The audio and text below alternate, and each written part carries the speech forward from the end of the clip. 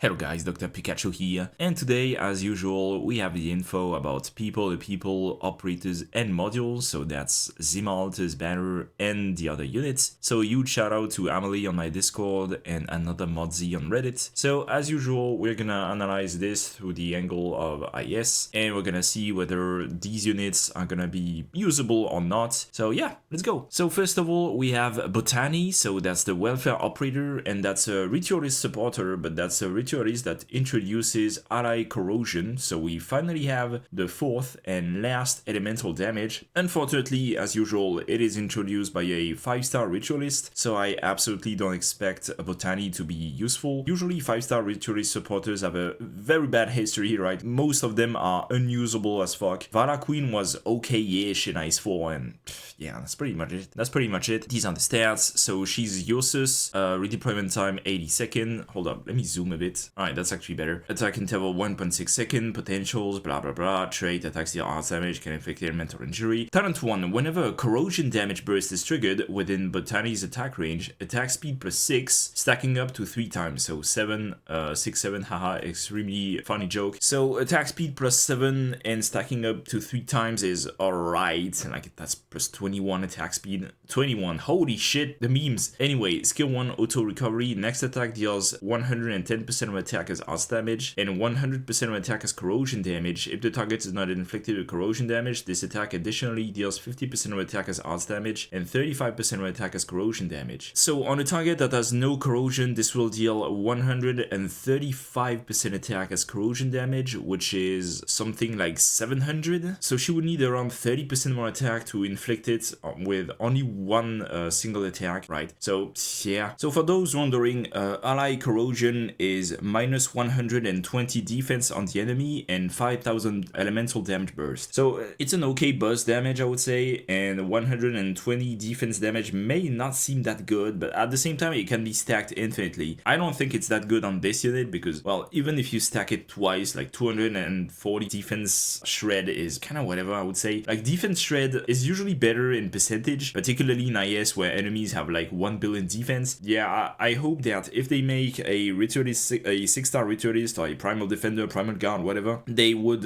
make a mechanic where it can reset the elemental bar and simply inflict it over and over and over, because if you only inflict it once, even twice, even thrice, it's really not that great. Like, there are enemies that can shred defense much better than that. For example, I don't know, like Shamare, for example. Yeah, this is really not that good. In normal Arknights, this is actually pretty decent, like 5000 damage. If you're starting with this unit, you have 5000 burst. At the same time, you would need to upgrade it a lot because, well, again, 500 attack and only 135% attack. I don't know, like, you would probably need to inflict it 3 times in order to finally inflict the corrosion damage. It's gonna take a while. I really don't think that it's that good. But anyway, let's start with the second skill. Second skill is auto recovery manual activation. Attack range expands, so E1 loops to range, so one more horizontal range. Attacks 2 targets simultaneously. Attacks additionally deal 150% of attack as physical damage. Physical, that's interesting. Probably due to the fact that, well, corrosion reduces defense, so I guess it makes sense. And 65% of attack as corrosion damage. Enemies within attack range have plus 25% to their corrosion cooldown recovery rate. See? That's very interesting. I really hope the 6-star is basically this, but better. Also, 65% of attack as corrosion damage is really good because, well, only 2 attacks is already on the same level as this one, so 3 attacks is gonna be better. I kinda like this. Honestly, I kinda like this. It is pretty much like Vala Queen, but with increased attack range too. Yeah,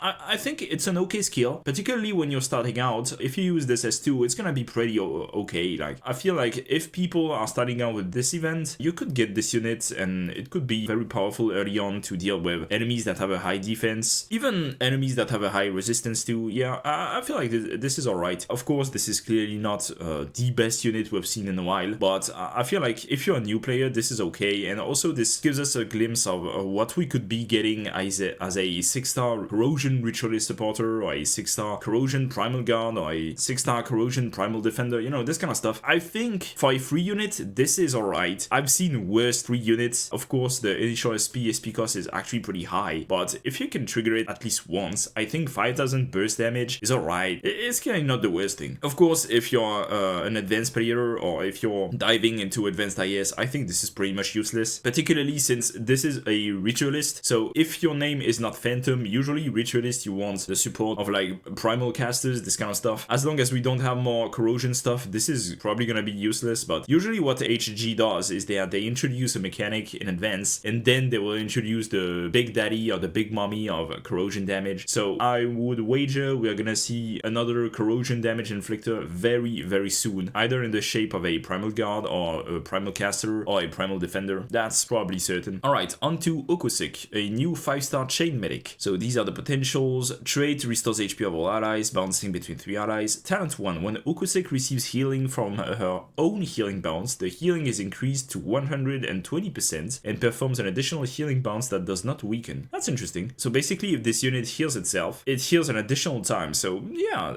that's actually very decent. Skill 1, pieces attack speed and bounces per heal +1. Yeah, very decent as well. Skill 2, auto recovery manual activation, loses 15% of current HP, immediately performs a heal, grants the heal target a healing buff that restores 35% of this unit's attack as HP every second, so that's healing over time, and all heal target gains camouflage for 12 seconds. So AoE camouflage to up to, I think, 4 targets with the module. It's not displayed here, but I assume the module gives 1 more target or something. Bouncing between 3 allies, never mind, it's 3 allies. Camouflage to up to 3 units, and it can be triggered every 35 seconds. That's interesting. Oddly enough, I think this kind of skill can be very, very useful in something like IS-5, particularly if you have a lot of SP recovery. If you have enough SP recovery and you can trigger this basically every time it's available, I think you can almost reach permanent camouflage to up to 3 allies, which is unbelievably broken in IS-5. I think this unit would be actually usable. If you have a lot of SP recovery, this is absolutely very usable. It is not the kind of medic that has to compete with monster despite being of the same archetype. There are a lot of cases where I can see this being useful, for example against, I don't know, like Isomic for example. Camouflage resists some AoE and doesn't resist some AoE. I think Sui Spore bypasses camouflage, which is a bit of a shame. Still, I think there are a lot of cases where an AoE camouflage like that can be proc numerous times if you have enough SP recovery is actually very powerful. I'm not sure if there is a fight where this can shine right now, but I'm sure this is the kind of skill that pretty much like Rose Salt could have an application at some point anyway. Yeah,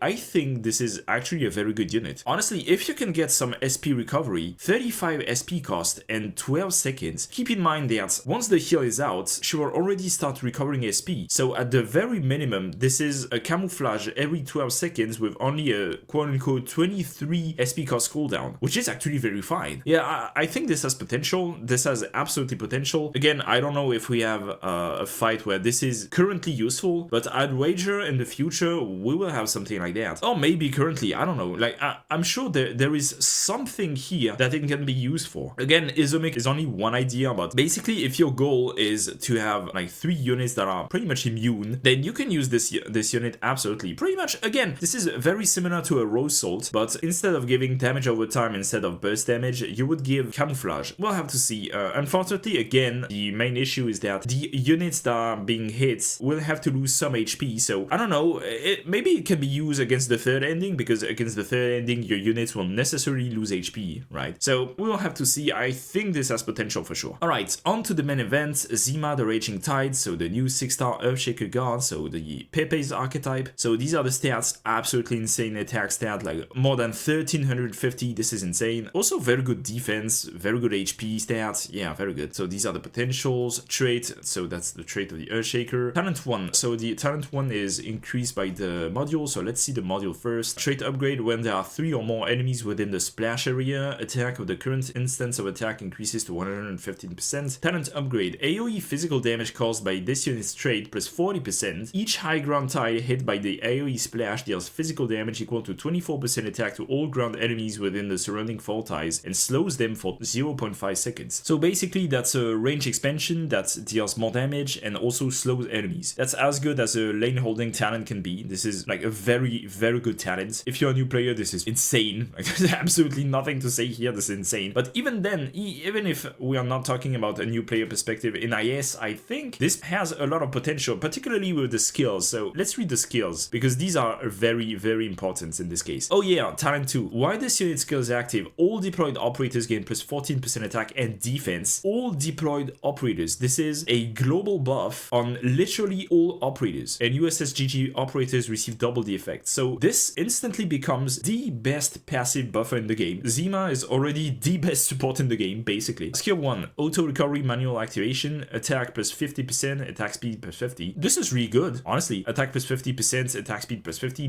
these are very huge buffs. Skill 2, auto recovery auto, passive, whenever a high ground tile triggers the effect of talent 1, recovers 1 SP. So I'm not sure if this works on all high ground tiles that have been hit, or if it's only if at least one high ground tile triggers the effect, then she recovers 1 SP. If it's the first case, then this is absolutely insane. If this is the second one, it's still pretty good. Active, attack range expands, Shalem has 2 range, so this is 2 times 3. Attacks plus 90%, defense plus 60% upon the second activation of the skill, and afterwards this skill has unlimited duration. Its bonuses are twice the base amount. So this is pretty much like the Thorns effect, Thorns S3, except this is, well, attack plus 180%, okay, and defense plus 120%. So I'm bad at maths, but I think these are extremely high numbers because, well, attack plus 180% on a unit that has 1350 attack is like, I don't know, like a 4000 attack or something, and the defense becomes something like 1000, so 4000 attack, 1000 defense. Yeah, we are entering absolutely insane territories with this. Pretty much like an old pianist, but with better range, okay? Also, it doesn't have a lot of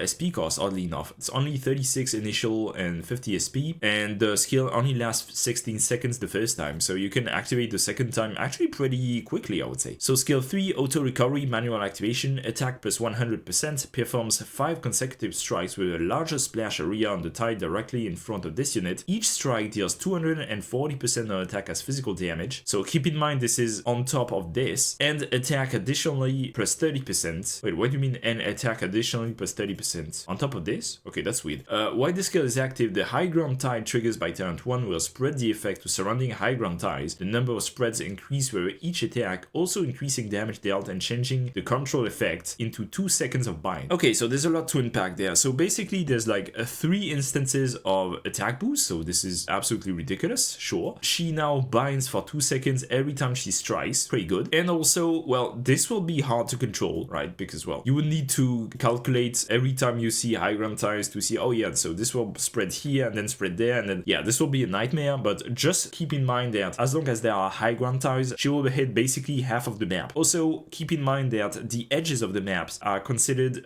undeployable high ground tiles, so high ground tiles. So this has 27 SP cost. This is very, very low, actually. This is insanely low. Jesus. So what do I think of this unit? I think this unit will be used in something that we actually haven't seen a lot yet. I think this unit will be pretty much a sub DPS. What I mean by sub DPS is that she will be pretty much a lane holder, but that can also helps with boss killing with S3 from very, very, very far away. Think of it as something like a Golden Glow or Lapland Altar, but that will both lane hold and deal damage to bosses very far away with S3. Otherwise, she can simply be used as a simple lane holder with S2. In most maps, you will want... I'm actually not sure if you will want S2 or S3. I think it will entirely depends on the map, right? If there are more high ground tiles, maybe you want S3, otherwise maybe you want S2. I think S3, oddly enough, has more potential than S2, even though S2 seems very, very powerful. Again, passive 180% attack. But yeah, I think she will be pretty much a sub DPS simply because, well, she is first and foremost a buffer because of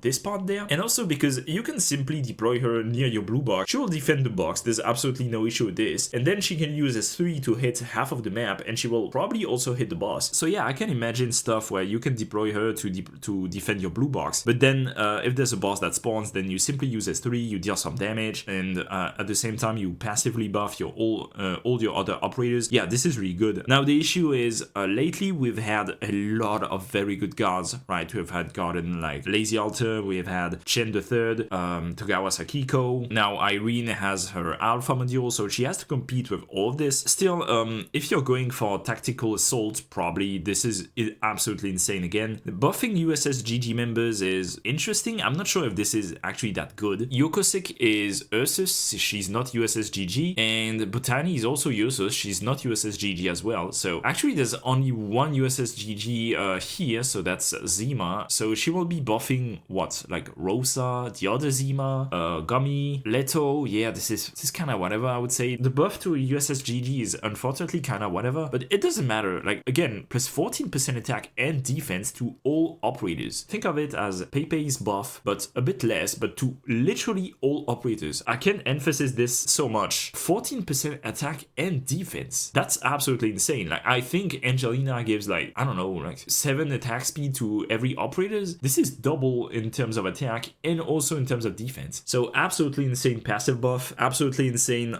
sub DPS potential with S3, absolutely insane lane holding potential with S2. Yeah, absolutely insane unit. Now, again, she will have to compete with other units, but I don't think it's that much of an issue. Like, the question is more about, if you get offered the guard voucher, do you want to hold and get Zima later, or do you want to get her right away? It's kind of hard to tell, actually. I think in IS6, since there's the statue geist and you usually want to deploy a map and use your skill at least once, since you want to destroy the whole map, I think Zima in Remnant of Consciousness with S3 has a lot of potential. I think this unit with S3 can absolutely destroy the Remnant of Consciousness. Now again, is this enough to justify picking her? I would say so, actually. I would say she will completely destroy the Remnant of Consciousness. I can see a world where you pick her, you use S3 to defend the lane against Yi in the bottom left, and you use the skill, and that will hit Yi as well and destroy all the other units. Yeah. This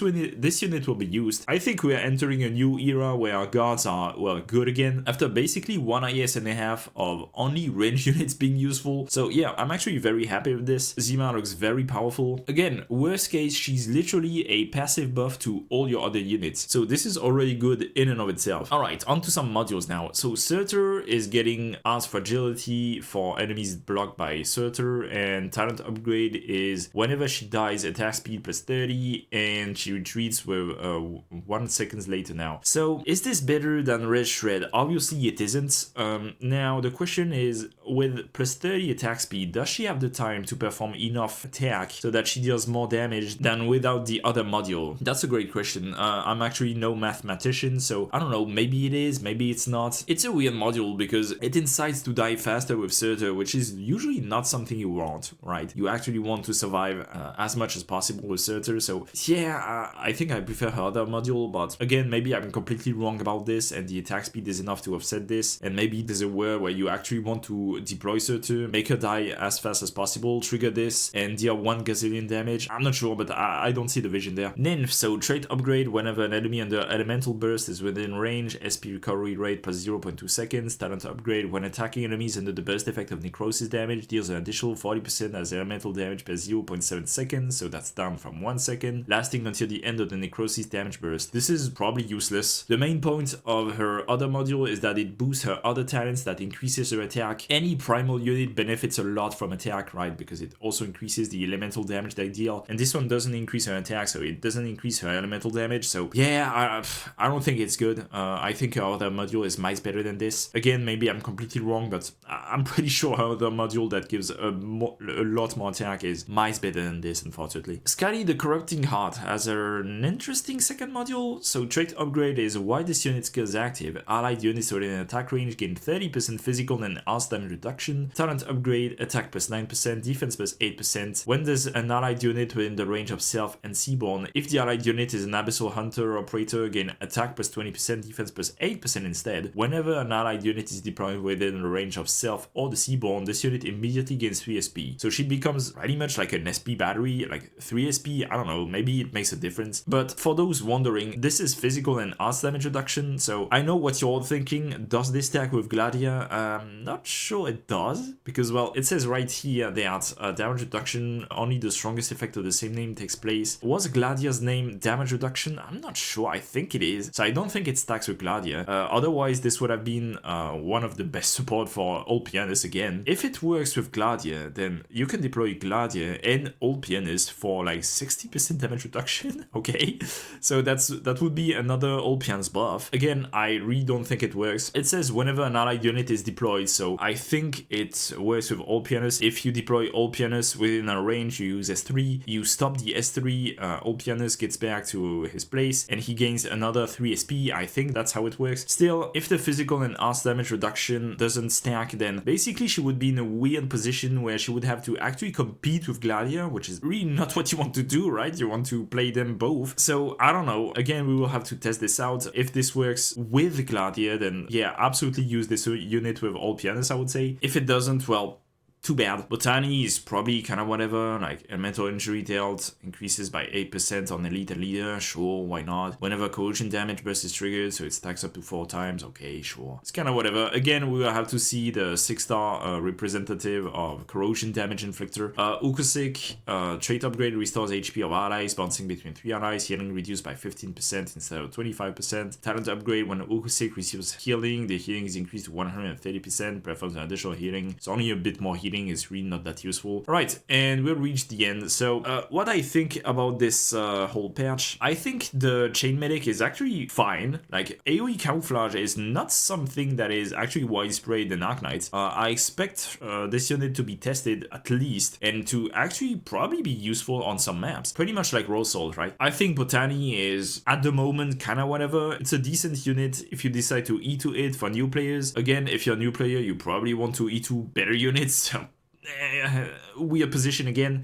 That's the position of most 5-star ritualist supporters. We really want to see a 6-star representative of this, but the AG has always done this, where they only gave like previews of what this elemental affliction could be in the hands of a 6-star, so don't pay too much attention to the unit itself and pay attention to what it can do. And now imagine a 6-star version of. And Zima is definitely gonna be used, that's for sure, like that's not even a question. God is becoming the new specialist in that there are a lot of very good units in this. This is becoming a really competitive voucher, so the only thing that could hold Zima is her having to compete with all the other good gods, and even so, I think she actually tops a lot of them. So yeah, definitely gonna be tried, definitely gonna be used, that's absolutely for sure. That's a very versatile unit. She can be used as a full-on lane holder, or she can be used as a lane holder plus damage against the boss, so yeah. But anyway guys, this was it for this analysis. Sorry for not analyzing the previous banner, which was Bellone, but at the same time, that's a stinky Italian wolf, that's a brawler, and he seems to be kinda whatever, so it's not like it's a huge loss. So if you like this video, feel free to like, subscribe, and see you in the next one.